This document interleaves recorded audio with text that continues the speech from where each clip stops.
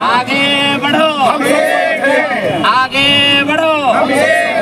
वक्त तरमीमी एक्ट, वक्त तरमीमी एक्ट, वक्त तरमीमी एक्ट, पूरी कौम को आवाज दो। आइए 20 तारीख के प्रोग्राम को कामयाब करें।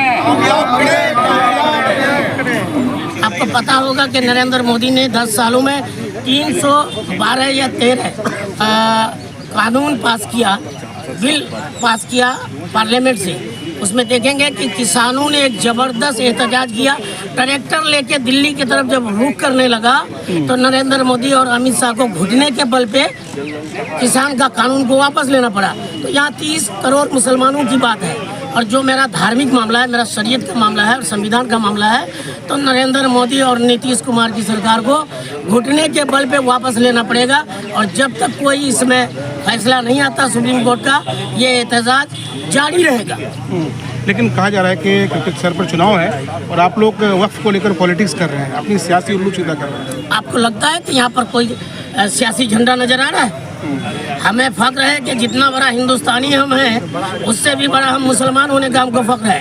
लेकिन जितने लोग यहाँ मौजूद हैं, जितने लोग मौजूद हैं और ईमानी फरीजा है कि हम इसका खिलाफ वर्जी करें।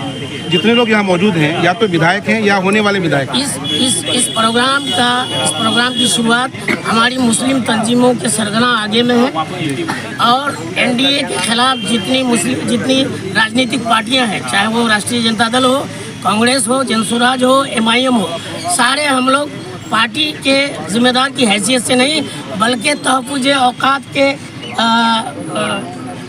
कमेटी की हैसियत से इसमें काम कर रहे हैं। भले ही इसमें RSS के लोग और कुछ मीडिया वाले इसको सियासी रंग देना चाह रहे हैं, तो दीजिए, कोई बात नहीं। जदयू के एक बड़े नेता आपकी पार्टी में सुखबुगाहट है, ये हमारे इसके लिए आधिकारिक बयान देने का हमको बीजेपी आते हैं तो सम्मान है उनका, वेलकम है। हमारे साहब, हम लोग राजनीति में हैं, तो जाहिर सी बात है हमारी राजनीति में प्रोटोकॉल होता है। हमारा नेता अख्तर उल ईमान साहब है, अख्तर उल ईमान साहब अधिकारी। अच्छा, मामला सुप्रीम कोर्ट में है, सुनवाई चल रही है और 5 मई को फिर से सुनवाई होगी, तो क्या फिर रोड पर प्रोटेस्ट करने की क्या जरूरत? जब तक कोई वर्डिक्ट नहीं आता, सुप्रीम कोर्ट का जब तक कोई वर्डिक्ट नहीं आता, हमने एक लफ्ज बोला कि ये चूहा बिल्ली का खेल नहीं चलेगा। हमारे सामने में बाबरी मस्जिद का भी 93 से मामला है, ये चूहा बिल्ली वाला खेल नहीं चलेगा। जब तक कोई वर्डिक्ट नहीं आता, तब तक ना खुश होने की जरूरत है, ना कुतुब मीनार पर चढ़ के चिल्लाने की जरूरत है। सुप्रीम कोर्ट पे देश का आस्था है, उम्मीदें वाबस्ता है। उम्मीद है कि सुप्रीम कोर्ट मुसलमानों के अकीदे को सुनेगी। जैसे बाबरी मस्जिद के मामले में बहुसंख्यकों के आस्था का मामला था, कोई एविडेंस नहीं था, लेकिन आस्था की बुनियाद पे जजमेंट हुआ।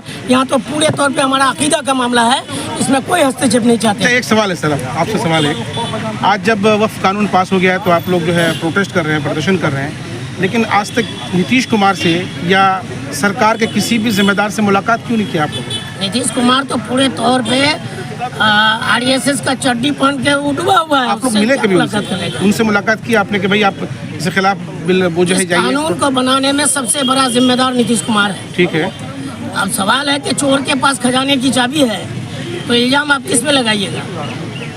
सर सवाल ये कि आप लोग यहाँ पे 4 विधायक गठबंधन का है, 1 विधायक MIM का है, साथ ही साथ लोकसभा का जो है वो भी गठबंधन से है। आप लोगों ने 6 लोग थे यहाँ पे, आप लोग कभी भी जाकर के प्राइवेटली उससे मुलाकात, नीतीश कुमार से मुलाकात इस मामले को लेकर के वक्त वाला मामला नहीं आना चाहिए। आप इस मामले में काहे नहीं पहुँचे उनके पास? नीतीश कुमार, देखिए, पार्लियामेंट से कानून बना है, और पार्लियामेंट में कानून बनने से पहले की बात हो रही है। जब कानून बनने से पहले इतने सारे जो इन्होंने सही कहा कि सारे विधायक मुसलमानों का हितैषी नहीं रहा है, ये तो पूर्वाग्रह हो गया। आप लोगों ने उसको एक फोबिया बनाया था कि नीतीश कुमार मुसलमानों के लिए बहुत कुछ दे रहा है। नीतीश कुमार RSS का बंदा शुरू से रहा है।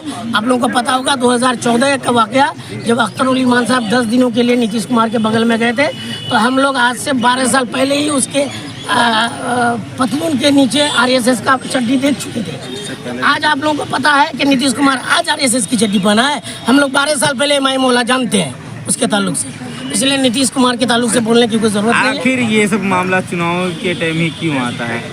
2020 के चुनाव से पहले NRC, अभी आपका वक्फ वाला मामला आया, इसमें कहीं ना कहीं आपको और सीधे भाजपा को मदद मिलेगी चुनाव में, ऐसा आपको लगता है कि हमें मदद मिलेगी? लेकिन सच्ची बात यह है कि हम लोग कोई राजनीतिक एजेंडे पे काम नहीं कर रहे हैं। अल्लाह असबाब बनाता है, ये असबाब ही समझिए इसको। अब